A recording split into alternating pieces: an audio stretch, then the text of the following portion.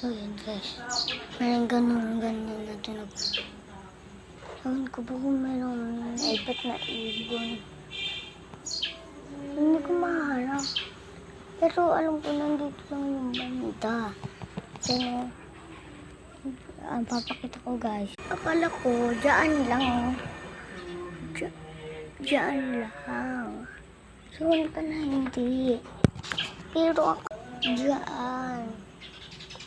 Kasi ano tunog. Ewan ko lang ba kung madami kasing pusa dito sa kapitbahay namin dyan sa katabi namin. Wait na. Yung may kapitbahay namin na madaming pusa. Ay, talagang tulong. Kaya kayo kung nakita nyo yan dyan kung malapit na dito. Ha? Comment kayo dyan kung nandyan pa sa inyo. Baka magkalapit lang tayo.